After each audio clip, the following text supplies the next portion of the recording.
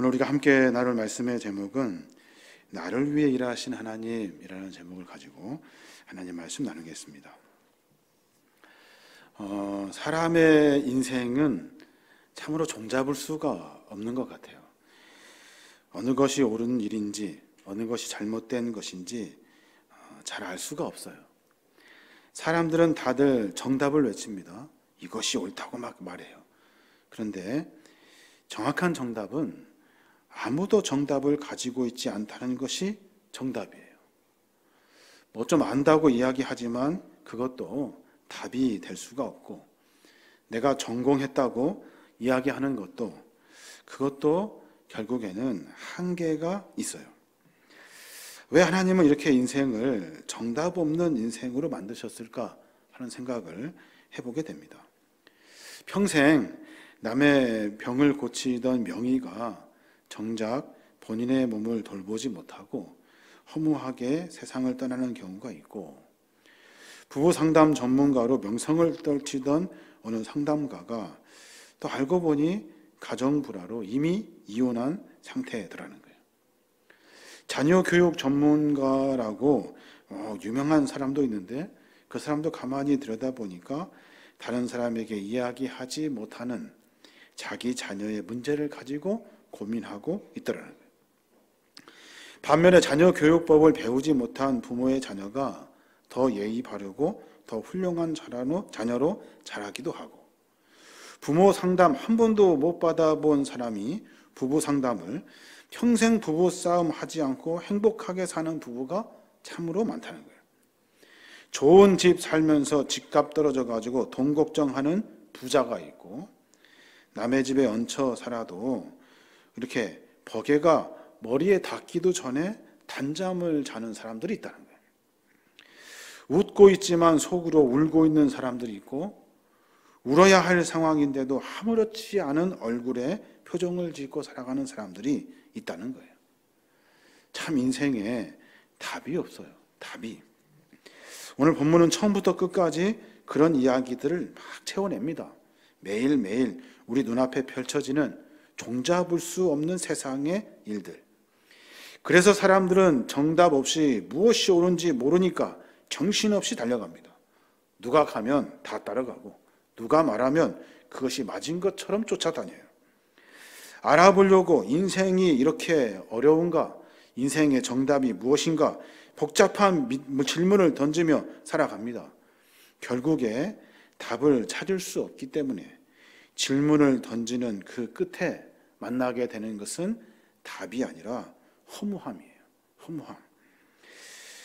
그런데 이 호락호락하지 않는 인생을 풀지 못할 것 같은 인생의 난제를 전도서는 아주 쉽게 설명합니다. 아주 쉽게. 전도서 8장 11절에 보니까 하나님이 죄인들을 즉시 벌하시지 않기 때문에 사람들의 마음이 악을 행하는데 담대하다라고 말해요. 왜 이렇게 답이 없는 줄 아니? 왜냐하면 하나님이 죄인들을 즉시 벌하지 않기 때문에. 뭐가 답인지 사람들이 모르는 거야 라고 말하고 있는 거예요. 악한 일을 하는 사람을 당장 심판해서 벌 주셔야 하는데 하나님 무슨 생각인지 그냥 내버려 두시는 것 같아요. 아니, 하나님이 뭔가 하시는 것 같은데 긴박하지가 않으신 것 같아요. 그냥 내버려 두셔요. 12절에 보니까 그런 이야기가 또 해요. 죄인은 100번이나 악을 행하고도 장수하거니와 라고 말해요. 죄를 지으면 수명이 막 단축되면 얼마나 좋겠습니까? 그러면 사람들이 정신 바짝 차릴 거예요. 죄를 100번이나 지켜도 악을 행하는데 사람들이 오래 살아요. 반면에 착하게 살았는데 일찍 죽고 착하게 사는 사람은 맨날 손해만 봅니다. 이것이 세상의 정답 같아요. 그러니 세상 사람들의 시선으로 볼 때는 누가 복을 받고 사는 사람입니까? 누가 복을 받고 사는 사람인지 헷갈려요. 14절에도 우리가 살면서 이해가 잘 안 되는 이야기가 계속해서 이어져 나와요. 14절에 보니까 세상에서 행해지는 헛된 일이 있나니 곧 악인들의 행위에 따라 벌을 받는 의인들도 있고 의인들의 행위에 따라 상을 받는 악인들도 있다는 것이라. 세상 참 이상합니다. 악한 사람 때문에 의인이 피해를 보는 일들이 있다는 거예요. 돈 먹은 놈들은 따로 있는데 억울한 사람들이 압수수색을 당해요. 식당 아줌마, 동네 마트 주인, 고깃집 아저씨, 편의점 주인. 참 신기해. 주가 조작으로 돈 버는 사람들은 맨날 돈 버는데 그것도 모르고 당하는 사람은 맨날 당합니다. 그러니 금융시장의 신뢰가 바닥이 나서 우리나라가 해외 투자자들이 다 빠져나가는 거예요. 법이 아니고 법이 어디 있고 정의가 어디 있습니까? 요즘 최첨단을 달리는 과학시대 아닙니까? 최첨단 과학시대에 가름마가 다르면 사람을 못 알아보는 검찰 때문에 억울해해서 어디에 하소연할 데가 없어서 자살하는 사람들이 수두룩박박해요. 비리 기업의 태만으로 잘못 지어진 건물이 무너져가지고 거기에 살고 있는 착한 세입자들이 큰 재난을 당하기도 하고, 잘은 모르지만 지진 피해로 튀르키예가 지금 많은 어려움을 당하고 있는데 뉴스에 보니까 부실한 건축물 때문에 쉽게 건물이 무너진대요. 철근을 잘 넣어야 되는데 철근을 다 못 넣은 거예요. 오늘 말씀처럼 의롭게 사는데도 악 때문에 손해보는 일들이 발생합니다. 그래서 전도서의 기자가 인생을 두루 살펴보고 내린 결론이 다음과 같아요. 전도서 8장 17절에 보면 하나님이 하시는 일을 살펴보니 세상에서 되어지는 일을 사람은 이해할 수가 없다. 아무리 애써서 찾는다고 해도 그 의미를 찾을 수가 없으며 지혜로운 자가 다 안다고 주장하여도 실제로는 그것을 이해할 수가 없다라는 거예요. 우리가 100번 인생이 무엇인가, 삶이 무엇인가 들여다보고 답을 찾으려고 노력해도 답을 찾을 수가 없다는 거예요. 해 아래 행해지는 일을 사람이 이해할 수가 없다는 거예요. 지혜자라고 똑똑한 사람이라고 찾아보라고 이야기해도 그것을 찾아내지를 못한다는 거예요. 잘 모르겠다 하는 거죠. 왜 하나님은 이렇게 인생을 어렵게 만드시는 것일까? 인생이요, 기승전결, 권성징악, 선과 악 이렇게 쉽게 구분되면 좋잖아요. 그러면 딱 보면 딱 나오잖아요, 답이. 그런데 인생이 그렇지가 않아요. 하나님이 그렇게 만들지 않으셨다는 거예요. 도대체 하나님은 지금 뭐 하시는지 이해할 수가 없어요. 뭔가 명확해야 되잖아요. 답이 좀 딱 나와야 돼요. 그런데 답이 없어요. 인생에 답이 없어요. 평신도 신학자이면서 작가인 C.S. 루이스 교수님의 하신 말씀이 기억이 나요. 내가 하나님을 믿는 이유는 그분을 다 모르기 때문이다 라고 말했어요. 참 기가 막힌 말이에요. 우리가 하나님 왜 믿습니까? 부귀영화 누리려고. 이러면 답이 참 명확하잖아요. 내가 하나님 믿는 이유가 뭐예요? 나를 위해서 뭔가 답을 찾기 위해서 답이니까 하나님을 믿으면 참 좋겠는데, C.S. 루이스는 내가 하나님을 믿는 이유는 그분을 다 모르기 때문이래요. 그분을 모르기 때문에 내가 하나님을 믿는다는 거예요. 조금 더 생각해 보십시오. 그도 그럴 것이 이제 끝났구나, 나는 끝이야 라고 생각하는 그 순간에 갑자기 길이 열리기도 합니다. 나는 이제 죽는구나 하는데 하나님이 생명을 연장시켜 주어요. 이제 드디어 됐다, 이제 선곡이다, 나는 이제 잘 될 거야 생각하고 나서는데 문이 닫히고 벼랑 끝으로 갑자기 내몰릴 때가 있다는 거예요. 인생에 분명히 정답이 없어요. 그러나 뭔가 하나님이 이 일은 하시는 것 같아요. 왜일까? 왜 하나님은 우리의 인생의 삶의 여정을 인도하시는데 왜 우리는 그 하나님의 방법을 가늠할 수가 없을까 하는 고민을 해보게 됩니다. 루안 윌리엄스라는 현대 신학자이며 시인인 성공의 주교님이 계셔요. 그분의 저서들이 요즘 한국에 막 소개되기 시작하는데 그분이 쓰신 책 중에 인간은 모두 다 빛나는 존재로 지음받았다라는 루미나리스라는 책을 쓰셨어요. 그 내용에 보면 어거스틴의 고백을 그분이 이렇게 인용하셔요. 뭐라고 하냐면, 그분은 내 앞에서 자꾸만 모퉁이를 돌아가시기 때문에 나는 그분을 쫓아 계속 달려가지 않을 수 없다 그랬어요. 그분이 누구예요? 하나님이에요. 하나님은 내 앞에서 자꾸만 모퉁이를 돌아가신대요. 열심히 쫓아가서 하나님을 잡을만 하고 하나님을 알 것 같으면 탁 모퉁이를 돌아가셔요. 보이지 않아. 또 다시 하나님을 열심히 쫓아갑니다. 그런데 하나님은 알 것 같고 잡힐 것 같고 뭔가 깨달을 것 같으면 탁 모퉁이를 돌아가신다는 거예요. 우리가 모퉁이 돌아가시는 하나님을 쫓아가서 잡으려고 하면 하나님을 어김없이 숨어버린다는 거예요. 왜 그럴까? 그 책은 그렇게 말씀하셔요.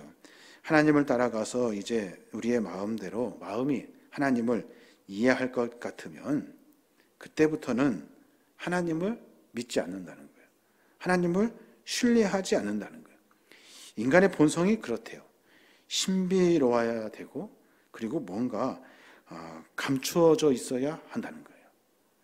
그래서 그런가 모르겠습니다만은 점쟁이들이 이렇게 막 뭔가 신비롭게 감추어져 있는 것을 자꾸 이렇게 해요. 사람들이 그것을 쫓아간대요. 여하튼 하나님은 우리가 자꾸 쫓아가면 쫓아갈수록 알 것 같으면 자꾸 감추어 주신다는 거예요. 오늘 전도서의 글의 전개는 하나님을 알 수 있을 것 같으나 알아봐라, 고민해봐라, 밤을 새워봐라. 하나님은 알 수 없을 것이다. 그런데 분명한 것은 하나님은 일하고 계시다. 우리를 위해서 일하시고 나를 위해서 일하시고 계신다 하는 것을 이야기하고 있어요. 16절에 보니까 내가 마음을 다하여 지혜를 알고자 하며 세상에서 행해지는 일을 보았는데 밤낮으로 자지 못하는 자도 있도다. 알고자 했는데 밤새 잠을 못 자고 결국에는 깨닫지를 못한다는 거예요. 9장 2절에 보니까 나는 신중하게 모든 일을 살펴보고 의로운 사람이나 지혜로운 사람이나 그들이 하는 모든 일이 하나님의 손에 달려있다는 결론을 내렸다 하는 거예요. 보니까 세상의 모든 일은 하나님의 손에 달려있다는 거예요. 알아가려고 해도 알 수 없지만 분명한 것은 이 모든 것이 하나님이 하고 계시는 일이라는 거예요. 하나님은 이러시겠지 싶으면 저러십니다. 저러시겠지 싶으면 이러셔요. 이렇게 해주시면 좋겠는데 라고 기도하면 응답도 없고 하시는 일이 이렇게 됐으면 좋겠는데 하는 일이 아니에요. 종잡을 수가 없어요. 그런데 하나님은 분명히 일하시고 계시다는 거예요. 종잡을 수 없는 하나님, 여러분 하나님을 이해할 수 있습니까? 마틴 루터는 아주 재밌는 표현을 했어요. 사람이 삶 속에서 만나게 되는 여러 일들 가운데 하나님이 왜 그러셨지 하는 이 의문에 마틴 루터는 그것은 하나님이 왼손으로 하시는 일이야 라고 고백해요. 하나님이 왼손으로 하고 있대요. 가끔 우리를 당황하게 하고 낯설게 다가오시는 하나님, 왜 이런 일이 일어나지? 고민하고 말하는 그 순간에 마틴 루터는 하나님이 왼손으로 일하고 계셔 라고 했다는 거예요. 오른손은 뭐예요? 능숙함과 익숙함이죠. 우리에게 익숙하신 하나님은 늘 우리를 안아주시고 업어주시고 축복해주시고 잘되게 해주시고 기도할 때마다 응답해주시고 내가 이렇게 다가갈 때 하나님은 내가 생각했던 대로 일하시는 분, 그 하나님이 오른손으로 일하시는 하나님이라고 고백한다는 거예요. 훨씬 그럴 때가 많죠. 기도할 때마다 하나님은 그렇게 일하실 때가 있어요. 그런데 가끔 우리의 삶에 잡아보지도 못한 하나님의 왼손을 내미실 때가 있어요. 낯설게 느껴지는 하나님의 손, 그 왼손이 내 삶을 붙들 때가 있다고요. 망하는 것 같고 잘 안 되는 것 같고 갑자기 일이 생기고 혼란이 엄습하고 왜 나는 이럴까? 내 모양은 왜 이 모양일까? 할 때가 있다는 거예요. 그때 우리의 고백은 하나님이 왼손으로 일하시는구나 하는 고백을 해야 된다고 마틴 루터가 이야기하고 있는 거예요. 하나님이 지금 나에게 지금 왼손 쓰고 계시는 거구나. 오늘 전도자는 해 아래에서 펼쳐지는 인생의 파노라마 같은 이야기, 그 인생을 이해할 수 없다. 그 인생을 초월하여 다양한 방식으로 말하고 있는, 일하고 있는 하나님을 이해해야 된다고 이야기하고 있어요. 삶을 포기하고 싶을 때가 있죠. 정말로 어려움이 막 갑자기 닥쳐가지고 이게 뭔가 할 때가 있다고요. 그때마다 우리가 해야 할 일이 있어요. 왜 그런지 알려고 하지 말라는 거예요. 모른다. 너 깨달을 수 없다. 왜 내 인생이 이 모양이지? 퀘스천을 가지고 질문을 아무리 던져도 그 답 알 수 없다는 거예요. 그래서 전도자는 뭐 하라고 이야기하냐면 하나님을 경외하면서 살아라 말해요. 참 답답하죠? 인생에 답이 명확하면 좋겠는데 알 수 없어. 그러니 하나님을 경외하며 살아. 전도서 8장 12절에 보면 죄인은 100번이나 악을 행하고도 장수하거니와 또한 내가 아노니 하나님을 경외하여 그를 경외하는 자들은 잘 될 것이요 악인은 잘 되지 못하며 장수하지 못하고 그날이 그림자와 같으리니 이는 하나님을 경외하지 아니함이니라 라고 말해요. 죄인이 100번이나 악을 행해도 장수하는 것 같니? 그렇지 않다는 거예요. 네가 할 일은 그거 찾으려고 애쓰지 마. 너는 하나님을 경외해. 잘 되는 것 같지? 그거 다 그림자에 불과하다. 그것이 아니라 네가 할 일은 지금 하나님을 경외하는 일이에요. 경외가 뭐예요? 존경하는 마음을 가지고 그분을 두려워하는 거예요. 우리 눈에는 악이 잘 되고 장수하는 것 같아요. 그냥 성경은 뭐라고 하냐면 그거 신경 쓰지 마. 네가 신경 쓸 일 아니야. 네가 할 일은 하나님을 경외하는 일이야. 알려고 해도 알 수 없어. 덮어놔. 네가 할 일은 하나님을 경외하는 일이야. 하나님을 경외하는 자는 이 세상을 짧게 사는 것 같아요. 그런데 그렇지 않다는 거예요. 하나님을 경외하는 사람은 맨날 망하는 것 같아요. 그렇지 않다는 거예요. 하나님을 경외하면 하나님께서 그 인생을 만들어 가신다는 거예요. 나는 왜 맨손 만나가지고 맨날 이렇게 망하는 것 같고 맨날 안 되는 것 같아요? 그러나 그 왼손도 하나님의 손이에요. 하나님이 일하신다고요. 하나님 오른손으로 좀 나를 도와주시지 왜 왼손 쓰셔서 나를 이렇게 힘들게 하십니까? 대들 일이 아니라는 거예요. 냅두려 둬요. 하나님은 오른손으로도 일하시는 분이셔요. 이번에 일은 내가 실패다 생각하는 순간, 내가 왜 일이 이렇게 이 모양이지라고 하는 순간, 그 순간에 내가 고백할 일은 하나님이 하고 계시는구나 하는 고백이에요. 그게 다예요. 우리가 할 일은 왜 그런지가 아니라 내가 어떻게 하면 하나님을 경외할 수 있을까 하는 거예요. 평생 하나님의 오른손만 맛보고 살던 욥이 있어요. 그런데 그 욥이 갑자기 하나님의 왼손 만납니다. 오른손만 맛보고 살았던 욥이에요. 하는 일마다 잘 돼. 농사 잘 되고 가축 잘 되고 집 잘 되고 자녀 잘 되고 하는 일들마다 기쁘고 행복한 일들이 차고도 넘쳐요. 그런데 어느 순간 갑자기 하나님의 왼손을 욥이 만나요. 얼마나 당황스럽겠습니까? 원망스럽겠습니까? 얼마나 낯설겠어요? 재산 전부 다 약탈당하고 사라져버려요. 자식 10명이 그 자리에서 한 번에 다 질식사해서 죽어버려요. 질병이 자기 온몸에 퍼져요. 견딜 수가 없는 하나님의 왼손이 한 번에 몰아닥칩니다.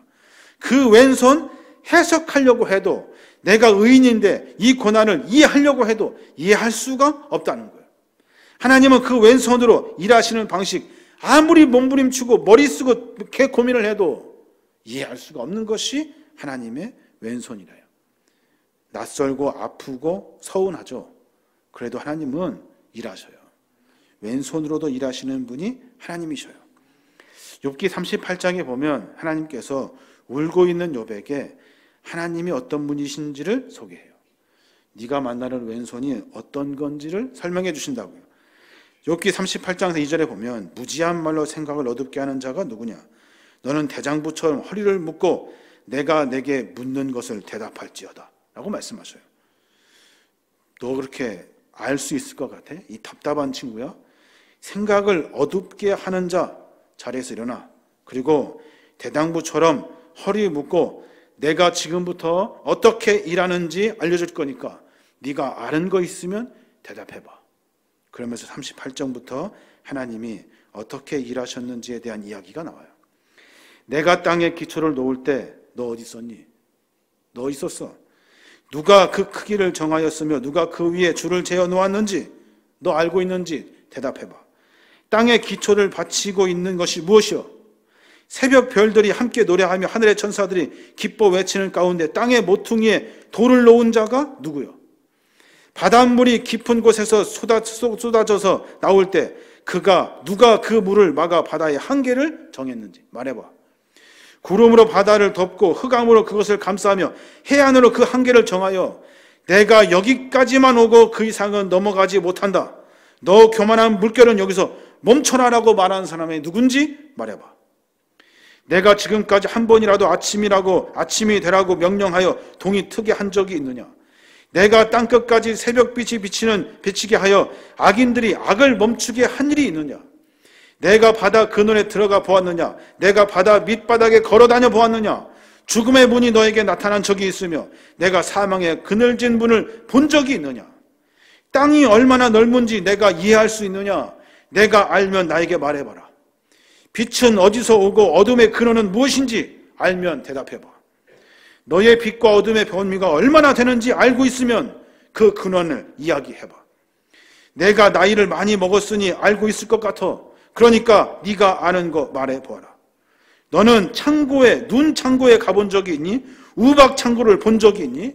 나는 이것들을 환난 날에 쓰려고, 전시에 쓰려고 저장해 놓았다. 너는 빛이 확산되는 지점과 동풍이 땅에서 흩어지는 지점에 가본 적이 있니? 폭우가 흘러내리는 골짜기 길을 누가 만들었으며 번개가 다니는 길을 누가 만들었으며 누가 사람이 살지 않는 곳에 비를 내리게 하며 메마른 땅을 축축하게 하며 풀이 나게 하느냐? 네가 알면 대답해봐. 비에게도 아비가 있는 것 같으냐? 이슬비의 방울을 누가 낳았는지 설명해봐. 얼음과 서리의 어미는 누구냐? 이것 때문에 물이 돌같이 굳어지고 해면이 얼게 된다. 내가 하는 일이 이해가 되는 일이 있으면 한번 답해봐. 하나님의 쏟아지는 질문에 욥이 대답을 못합니다. 대답을. 사랑하는 여러분, 그거 아셔야 돼요. 우리는 하나님을 아는 만큼만 섬겨요. 아는 만큼만. 여러분, 하나님 얼마나 아십니까? 하나님 얼마나 아셔요. 집값 떨어졌다고 난리가 나잖아요. 우리 아이 성적 조금 떨어졌다고 난리를 납니다. 망할 것 같다고 난리를 피고, 내 생각대로 안 된다고 난리 피고, 남들보다 비교해서 적다고 난리 피고, 내가 실수한 것 같아, 일이 틀어진 것 같아 난리 피고, 너 때문에 그런다고 난리 핍니다. 뭐가 그렇게 조급해요? 뭐가? 아는 것만큼만 이래요. 아는 것만큼만 하나님을 섬겨요. 우리는 딱 그만큼이에요. 딱 그만큼. 그러니 맨날 조급합니다. 인생을 조급함으로 풀 수 있나요?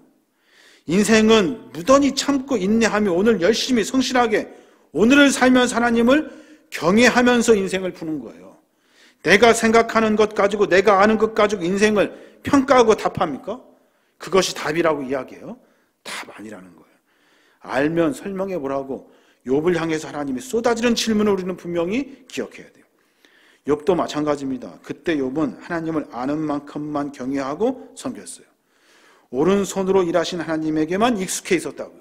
익숙한 오른손에 하나님을 만나며 그 하나님을 경외하며 살았는데 욥이 갑자기 왼손을 만나요. 그때 그는 인생이 끝난 줄 알았습니다. 아, 이것이 이제 이대로 나에게 끝이구나. 그러면서 하나님께 원망의 숨을 쉬어요. 말은 않지만 속에서 부글부글 끓어올랐을 거예요. 그런데 욥이 하나님 앞에 왼손 수업을 다 받습니다. 받고 견뎌요. 그리고 나서 하나님이 어떤 분이신지를 깨달아요. 하나님이 어떻게 일하시는지를 깨달아요. 하나님은 맨날 내 편 같죠? 하나님 맨날 우리를 통해 일하시는 것 같죠? 하나님 맨날 축복만 하시는 것 같죠? 여러분 착각하지 마십시오. 하나님은 왼손도 있으셔요. 왼손으로 일하신다고요.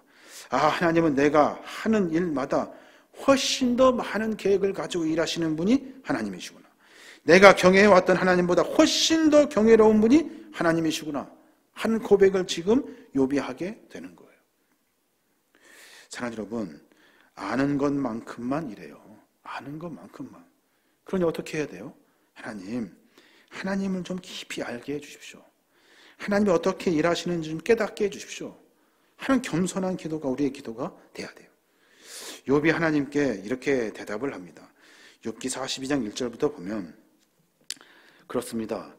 그때 욥이 여호와께 이렇게 대답하였다. 그렇습니다. 주께서는 무슨 일이든지 다 하실 수 있는 분이시므로 주의 계획은 그 어느 것도 좌절될 수 없다는 것을 나는 압니다. 무식한 말로 주의 뜻을 흐리는 자가 누구겠습니까? 바로 나입니다. 내가 이해할 수 없는 말을 하였고 너무 신기하여 내가 알 수 없는 말을 하였습니다. 주께서는 저에게 이제 너는 들어라. 내가 말하겠다.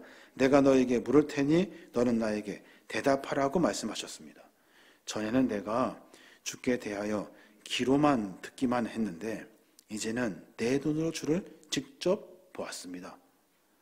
욥이 이제 깨닫기 시작하는 거예요. 아, 하나님이 어떤 분이신지를 아는 거예요. 무식한 말로 주의 뜻을 흐리는 자가 누구겠습니까?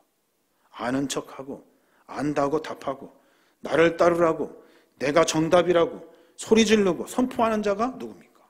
나라는 거다. 하나님은 그런 분 아니셔요. 하나님께서는 우리의 삶의 여정 가운데 더 많은 일들로 우리를 만들어 가셔요. 전도자는 전도자와 욥은 그래서 우리에게 이렇게 선포해요. 하나님을 다 모르는 인생이요, 불쌍한 인생들이요, 인생이 예상대로 흘러가지 않는다. 100번 생각해봐라. 예상이 계속해서 빗나갈 거다.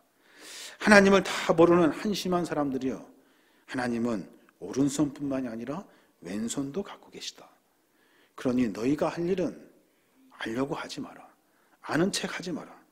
하나님을 경외하는 것이 너희들이 할 일이다 라고 가르쳐주고 있는 거예요. 하나님은 여러분이 아는 것보다 훨씬 더 크신 분이셔요. 지금 안 됐다고 해서, 지금 조금 쪼그라들었다고 해서 장차 앞으로 어떻게 될 걸 짐작합니까? 그런 무식한 사람이 어디 있어요. 하나님이 하실 것을 기대하고 소망하는 거예요. 하나님을 경외하며 사는 것이 우리가 할 일이에요. 또 하나, 전도서는 우리가 할 일이 무엇인지를 설명해요. 그 일이 뭐냐면 매일 기쁘게 사는 것이 우리가 할 일이에요. 아니, 세상에 근심이 장뜩인데 어떻게 기쁘게 살아요? 전도서 8장 15절에 보면 그래서 사람은 인생을 즐길 수 있어야 한다. 이 세상에서 먹고 마시며 즐거워하는 것보다 더 좋은 것은 없기 때문이다. 그러나 이런 즐거움은 이 세상에서 하나님이 주신 삶을 사는 동안 열심히 일하는 데서 찾아야 한다. 기가 막힌 말입니다. 그래서 인생을 즐길 수 있어야 돼. 전전긍긍하며 살지 마. 먹고 마시고 즐거워하며 살아. 그런데 그 즐거움은 하나님이 주신 삶을 사는 동안 열심히 일하는 데서 찾아야 한다. 나를 위해서, 쾌락을 위해 쫓는 즐거움이 아니라 나에게 맡겨주신 일을 충실히 감당하면서, 다른 사람과 비교하면서 내 삶이 왜 그러냐 말하기 전에 내 삶을 묵묵히 살아내면서 그 삶의 이야기들 속에서 기쁨을 찾아가는 거예요. 그러니까 매일 기뻐할 수 있는 이유가 뭐예요? 하나님을 경외하며 여러 일들 속에서 하나님이 하시는 일들에 대한 소망을 가지기 때문에 기뻐할 수 있는 거예요. 이게 신앙인의 삶의 모습이에요. 인생은 그래서 즐길 줄 알아야 된대요. 내가 하는 일들을 묵묵히 감당하며 큰 기쁨도 알고 소소한 작은 기쁨도 알고 어려움이 있지만 그 가운데서도 하나님을 향한 소망을 가지고 기쁨을 가지는 거예요. 이게 그리스도의 삶의 모습입니다. 어떻게 하면 잘 될까? 어떻게 사는 것이 인생일까?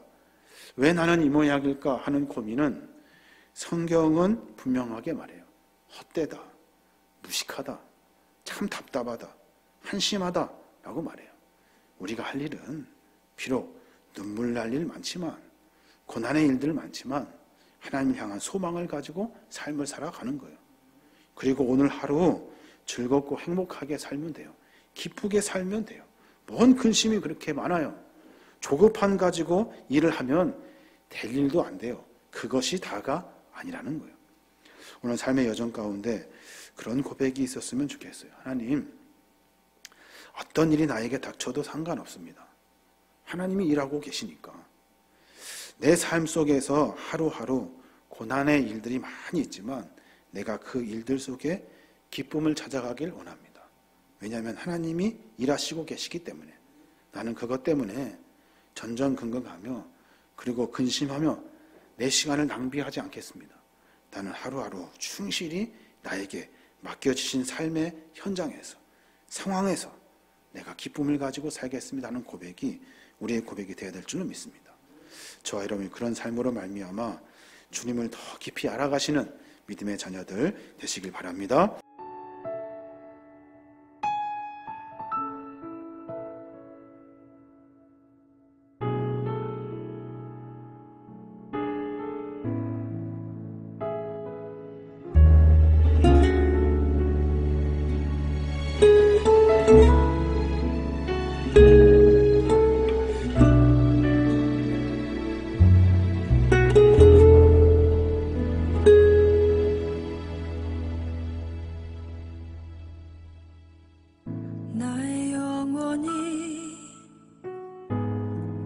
잠잠히 하나님만 바라미요 나의 구원이 그에게서 나는 도다 나의 영혼아 잠잠히 하나님만 바라라 나의 소망이 저에게서 나는 도다 오직 주만이 나의 반석 나의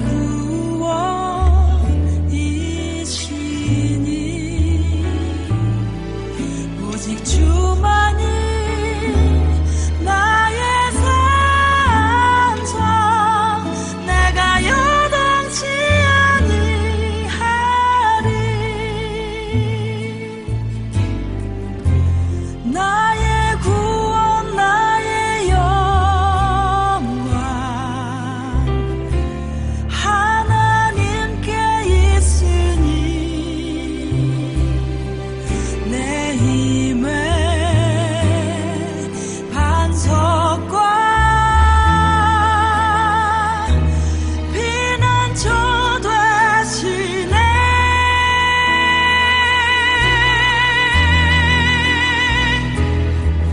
오직 주만이 나의 반석 나의 구원이시니 오직 주만이 나의 산성 내가 여동치 아니하리 오직 주만이 나의 반석 나의 구원이시니 오직 주만이 나의 산성 내가 여동치 아니하리 내가 여동치 아니하리 내가 여동치 아니하리